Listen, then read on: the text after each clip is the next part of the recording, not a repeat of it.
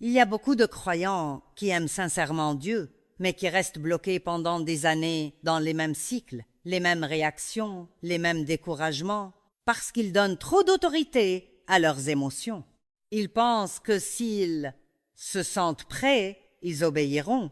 S'ils se sentent motivés, ils avanceront. S'ils se sentent forts, ils persévéreront. Mais la vérité, c'est que si vous attendez d'en avoir envie pour faire ce que Dieu vous demande, vous allez manquer une grande partie de ce qu'il veut accomplir dans votre vie. Les sentiments changent vite.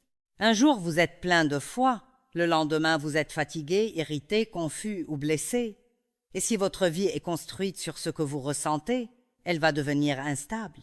Dieu, lui, veut vous apprendre à marcher plus profondément que vos émotions. Il veut aussi vous rappeler quelque chose de très important. Vous avez une mission. Peut être pas une mission spectaculaire aux yeux du monde. Peut être pas une grande scène, ni une voix célèbre, ni un ministère visible. Mais vous avez une mission. Pour beaucoup de gens, cette mission consiste simplement à vivre d'une manière qui reflète Christ dans le quotidien, à la maison, au travail, dans les conversations ordinaires, dans les moments de fatigue, dans la manière de répondre quand on vous irrite, dans la manière de rester honnête quand personne ne regarde. Le monde a besoin de voir des croyants vrais, pas seulement des gens qui parlent de leur foi, mais des gens qui la vivent. Et pour vivre cela, il faut arrêter de croire que nous sommes censés être comme quelqu'un d'autre. Dieu ne vous a pas fabriqué par accident. Il ne vous a pas mal conçu. Il ne vous a pas créé pour que vous passiez votre vie à vous comparer. Vous êtes unique. Et tant que vous passerez votre temps à regarder ailleurs, vous manquerez la grâce particulière que Dieu a déposée sur votre propre vie. Mais cette grâce ne se développe pas dans le confort total. Elle grandit dans la persévérance. Elle grandit quand vous choisissez le courage au lieu des simples souhaits. Beaucoup de gens disent « J'aimerais changer, j'aimerais être plus discipliné, j'aimerais avoir la paix, j'aimerais laisser le passé derrière moi. » Mais les souhaits ne produisent pas la transformation. Il faut des décisions. Peut être que vous traversez en ce moment une saison où vous vous sentez vidé mentalement. Vous vous levez déjà fatigué. Vous avez moins de patience, moins de joie, moins d'envie de faire des efforts. Et dans cet état, il devient très facile de se dire « Je ferai ce qui est juste quand je me sentirai mieux ». Pourtant, c'est souvent là que se joue une vraie avancée spirituelle. Pas dans un grand moment émotionnel, mais dans un choix simple. Aujourd'hui, même sans en avoir envie, je vais faire ce que Dieu me demande. Aujourd'hui, je vais garder une bonne attitude. Aujourd'hui, je vais prier même brièvement. Aujourd'hui, je vais arrêter de nourrir mes pensées négatives. Aujourd'hui, je ne vais pas laisser mon humeur gouverner toute ma journée. Imaginez une femme qui rentre du travail épuisée. Elle a eu une mauvaise journée, elle a reçu un message blessant, elle a des factures à payer et quand elle arrive chez elle, tout l'agace. Dans sa chair, elle a envie de claquer les portes, de parler sèchement, de se plaindre, de s'isoler. Mais au lieu de céder à cette impulsion, elle s'arrête 5 minutes dans sa voiture avant de monter. Elle respire, elle prie, elle demande à Dieu de reprendre le contrôle de son attitude. Elle n'est pas soudainement euphorique. Elle n'a pas effacé tous ses problèmes. Mais elle a choisi de ne pas donner à ses sentiments le dernier mot. Voilà ce qu'est la maturité qui commence à se former. Voici un exercice simple en 3 étapes pour aujourd'hui. D'abord, identifiez une émotion négative qui revient souvent chez vous en ce moment. Peur, irritabilité, tristesse, découragement, comparaison, culpabilité. Ensuite, notez noir sur blanc une action juste que vous pouvez accomplir même lorsque cette émotion se manifeste. Enfin, engagez-vous à faire cette action pendant les prochaines 24 heures, même si vous n'en avez pas envie. Puis observez ce que cela change dans votre paix intérieure. Posez-vous ces 2 questions avec honnêteté. Est-ce que je prends mes décisions selon la vérité de Dieu ou selon mon humeur du moment? Et qu'est-ce que je continue à nourrir dans ma vie simplement parce que cela m'est familier, même si cela me garde immature? Si ce message vous parle déjà, vous pouvez laisser un commentaire pour partager le domaine où Dieu vous appelle à persévérer davantage et vous abonner pour continuer ce chemin avec nous. Car plus nous avançons, plus nous découvrons que la vraie bataille n'est pas toujours autour de nous, mais souvent dans ce que nous acceptons encore de laisser régner en nous.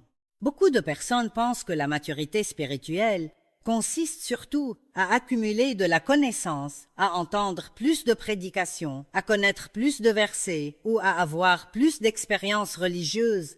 Mais la maturité véritable se voit surtout dans la manière dont vous réagissez quand vous êtes contrarié, quand vous êtes déçu, quand vous êtes tenté de revenir en arrière, quand votre chair réclame quelque chose que Dieu vous demande de refuser. C'est là que la transformation devient réelle. Parce qu'en réalité, nous voulons souvent la puissance de Dieu, mais nous résistons aux processus par lesquels il nous rend capables de porter cette puissance avec stabilité.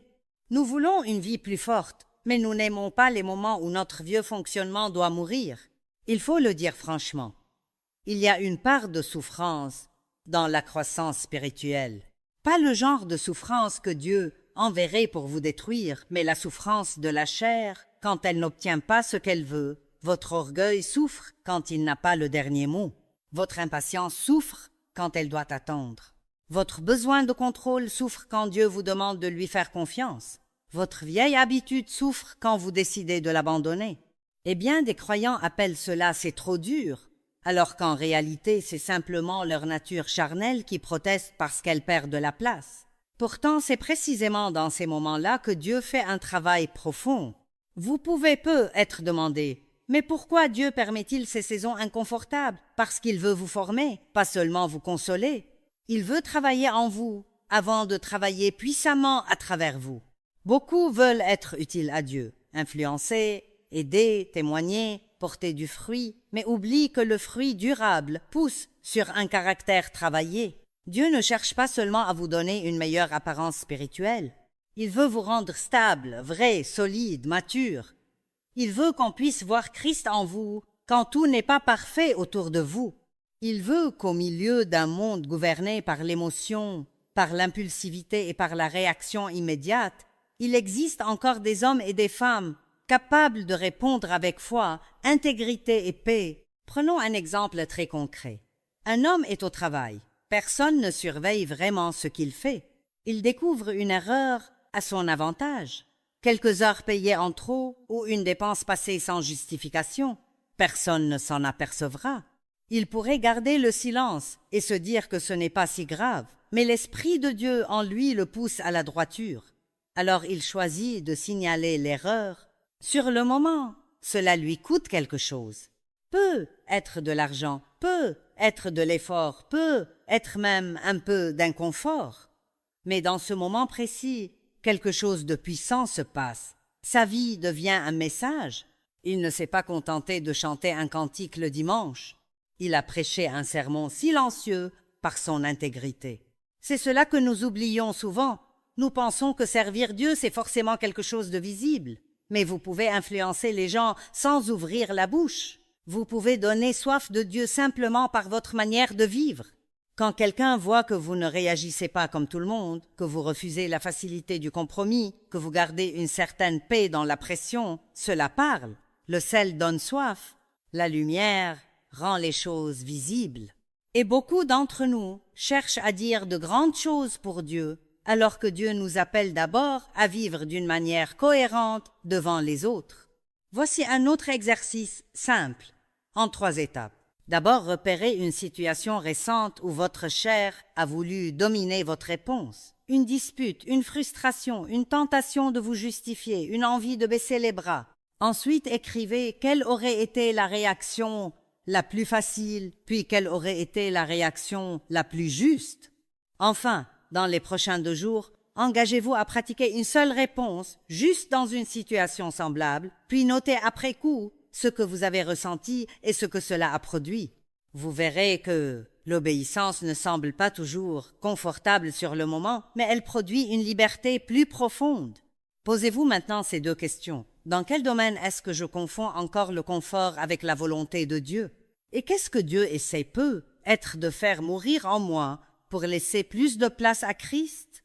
Si cela vous aide, laissez un commentaire en disant simplement « Je choisis de persévérer » ou partagez le domaine où vous sentez que Dieu travaille le plus votre caractère en ce moment. Et surtout, restez avec nous parce que le plus difficile n'est pas seulement d'endurer un moment désagréable, mais d'apprendre à ne plus vivre accroché à ce qui vous tire sans cesse vers l'arrière. Le passé a une force étrange. Même quand Dieu nous appelle en avant, même quand une nouvelle saison s'ouvre, même quand sa grâce nous donne une vraie possibilité de recommencer, quelque chose en nous veut souvent retourner vers ce qui est derrière. Pas forcément parce que le passé était bon, mais parce qu'il est connu. Et il y a des personnes qui vivent ainsi pendant des années.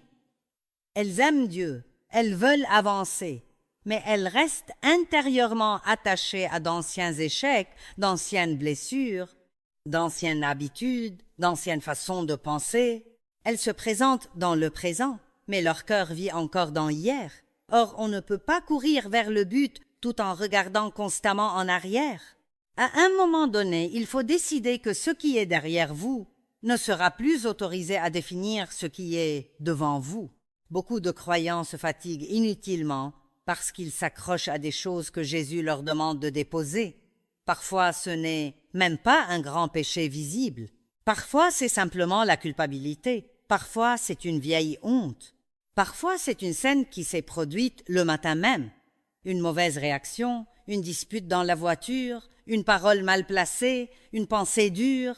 Et au lieu de se repentir, de recevoir la grâce et d'avancer, ils s'enfoncent dans l'accusation. Ils restent là, intérieurement bloqués, comme si Dieu voulait qu'ils s'auto-punissent pendant des heures ou des années. Mais ce n'est pas cela, la maturité. La maturité spirituelle n'est pas de pleurer sans fin sur chaque faute. C'est de reconnaître ce qui est faux, de se tourner vers Dieu, puis de se relever pour marcher de nouveau avec lui. Vous pouvez peut-être vous dire, mais si j'ai vraiment échoué, comment puis-je avancer sans banaliser ce que j'ai fait? En comprenant ceci, la repentance n'est pas un déni, c'est un changement de direction. Ce n'est pas faire comme si rien ne s'était passé. Ce n'est pas excuser votre réaction. C'est dire, ce n'était pas juste, je ne veux pas continuer ainsi. Seigneur, pardonne-moi, transforme-moi et aide-moi à repartir autrement. La grâce n'est pas là pour vous laisser le droit de rester pareil.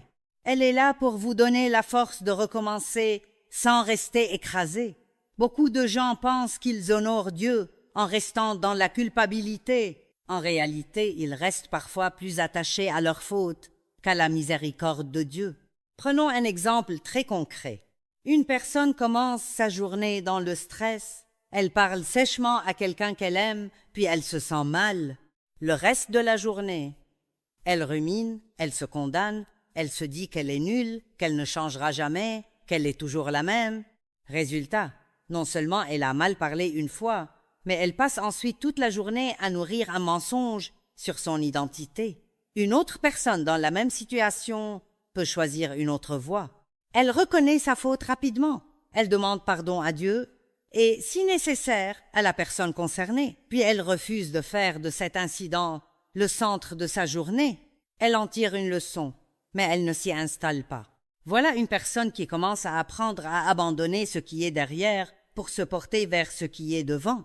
Il y a aussi des gens qui restent bloqués, non pas sur ce qu'ils ont fait, mais sur ce qu'on leur a fait. Et là encore, la douleur peut être réelle, profonde, ancienne. Mais si vous continuez à vivre en conversation permanente avec votre passé, il finira par voler votre capacité à répondre à l'appel de Dieu aujourd'hui. Le passé devient alors comme un aimant. Il attire vos pensées, il colore vos réactions, il nourrit votre peur, il justifie vos défenses. Et plus vous lui laissez de place, plus il vous convaincra qu'avancer est trop risqué. Pourtant, Dieu n'a jamais appelé ses enfants à vivre tournés vers l'arrière. Il appelle à la guérison, à la liberté, à la maturité, à une marche en avant. Voici un exercice pratique en 3 étapes. D'abord, écrivez une chose du passé que vous continuez à laisser définir votre présent. Une faute, une blessure, une déception, une vieille habitude. Ensuite, écrivez une phrase de vérité simple en réponse, par exemple « Ce n'est pas mon identité finale en Christ ». Enfin, pendant les 3 prochains jours, chaque fois que cette pensée revient, lisez cette phrase à voix haute et faites immédiatement une action alignée avec votre avenir. Priez, appelez quelqu'un, reprendre une tâche utile ou poser un acte d'obéissance concret? Posez-vous ces deux questions. Est-ce que je suis encore en train de demander au passé la permission d'avancer? Et quelle vérité de Dieu dois-je choisir de croire davantage que mes souvenirs? Si ce message vous parle, laissez un commentaire avec un mot simple comme « j'avance » ou « abonnez-vous » pour continuer à grandir avec nous. Parce qu'abandonner ce qui est derrière n'est pas une émotion soudaine, c'est une décision répétée et cette décision ouvre la porte à une vie beaucoup plus libre. Et cette liberté ne tombe pas du ciel comme par magie, elle se construit à mesure que nous apprenons à choisir ce qui est juste, même lorsque tout en nous réclame l'inverse. C'est là que beaucoup découvrent quelque chose d'inconfortable mais essentiel. La vie spirituelle n'est pas seulement faite de consolation, elle est aussi faite de confrontation.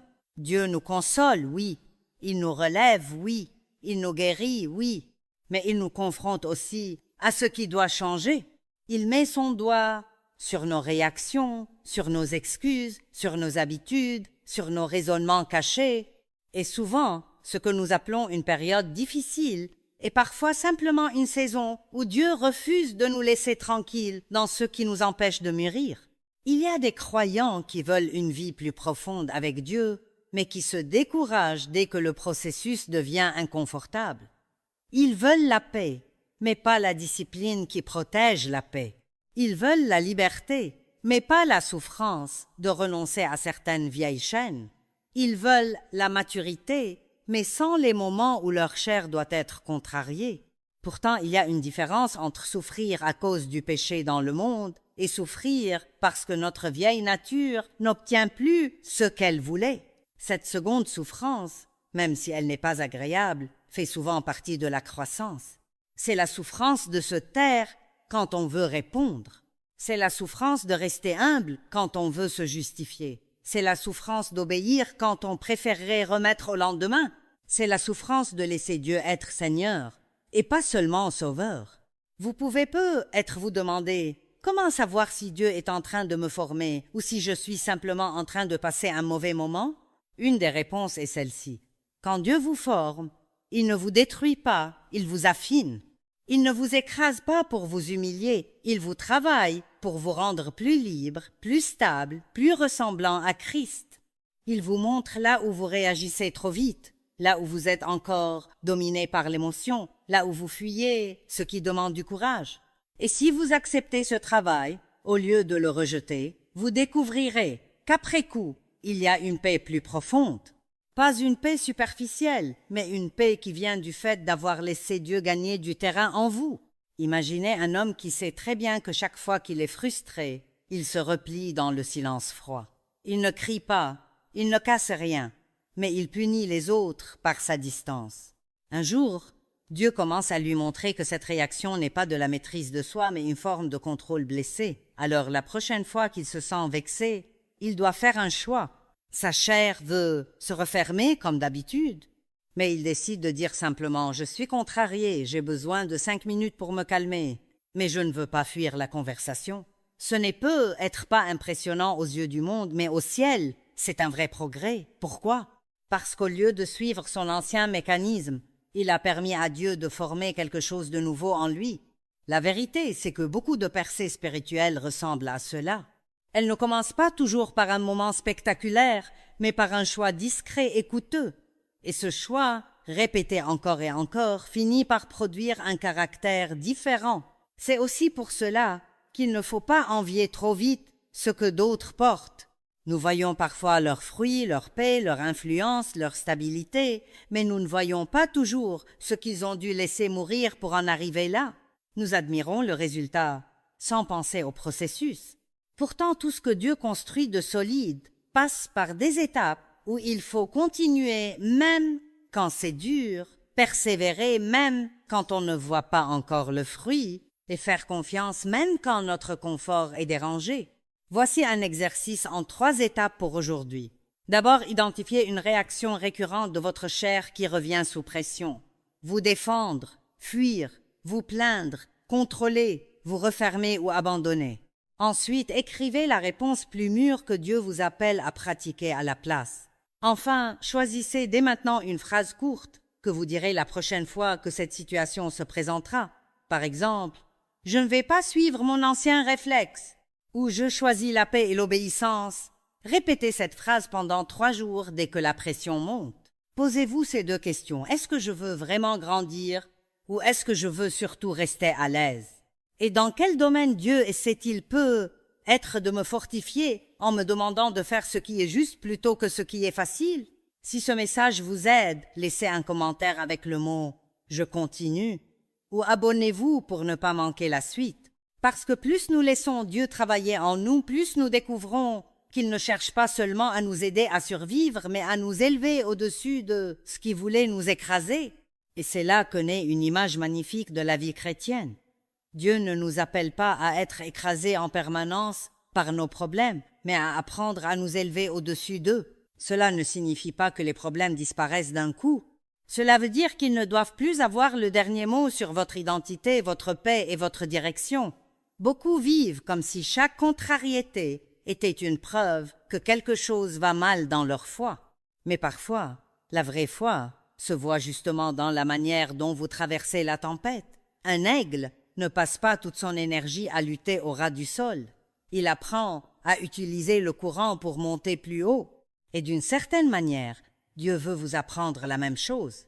Ne pas rester aplati sous le poids de ce qui vous arrive, mais découvrir qu'en lui, il existe une hauteur spirituelle, une force intérieure, une stabilité qui ne dépend pas de l'absence de difficultés.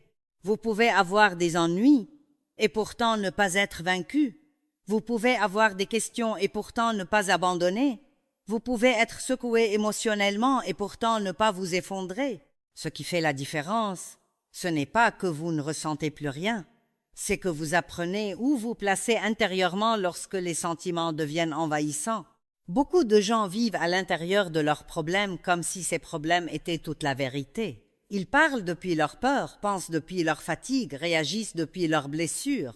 Mais Dieu nous invite à apprendre une autre position.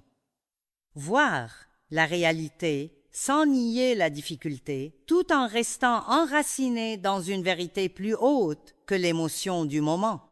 Il veut que vous puissiez dire « Ceci est réel, mais ce n'est pas mon maître.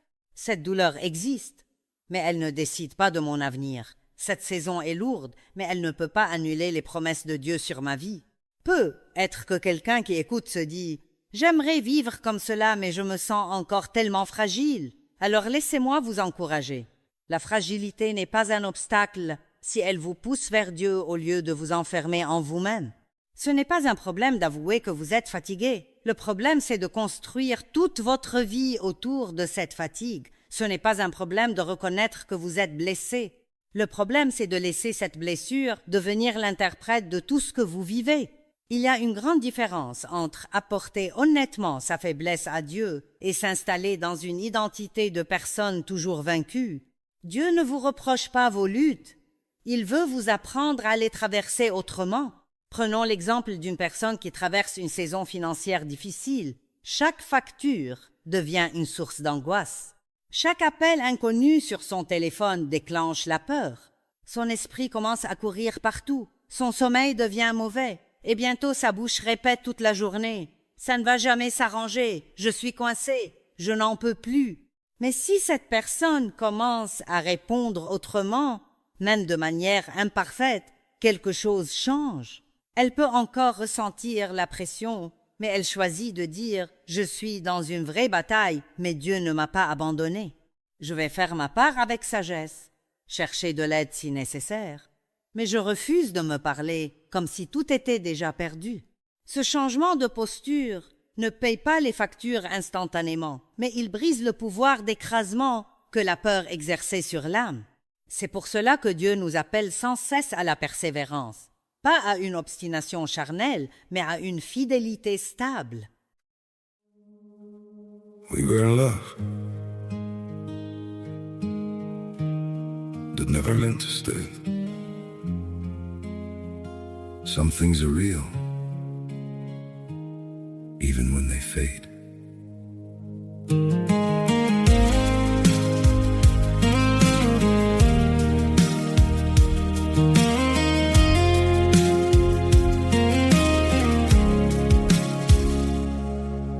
to think if we kept holding on, we could bend the truth somehow.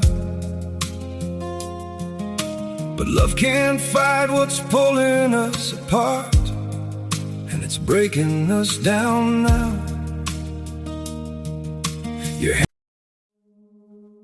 We were in love that never meant to stay. Some things are real, even when they fade.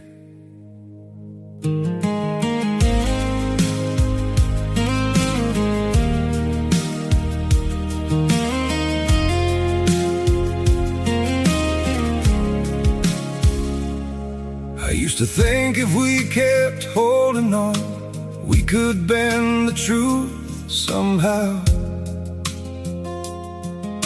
But love can't fight what's pulling us apart, and it's breaking us down now.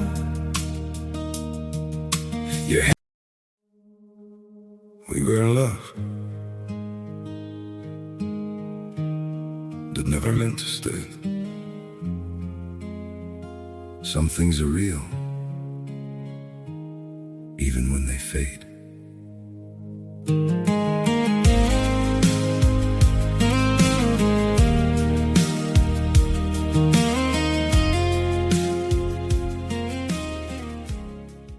La persévérance dit « Je ne suis pas encore arrivé, mais je continue. Je ne suis pas parfait, mais je continue. J'ai encore des réactions à corriger, mais je continue. Je ne comprends pas tout ce que Dieu fait, mais je continue. » Et cette disposition humble, patiente, déterminée, est l'une des marques les plus fortes de la maturité. Une personne immature veut tout de suite, sans friction, sans délai, sans contradiction. Une personne qui grandit avec Dieu accepte que le chemin comporte parfois de la pression, de la correction, des ajustements, des saisons où il faut rester debout avant même de voir le fruit. Voici un exercice en 3 étapes pour cette étape du parcours. D'abord, identifiez la tempête la plus présente dans votre vie aujourd'hui, émotionnelle, relationnelle, financière, spirituelle ou mentale. Ensuite, écrivez 2 phrases, l'une qui exprime honnêtement la difficulté, l'autre qui exprime votre position de foi au-dessus de cette difficulté. Enfin, pendant les prochaines 48 heures, chaque fois que vous sentez cette tempête vous écraser, relisez à voix haute la 2e phrase et posez immédiatement un petit acte de foi concret.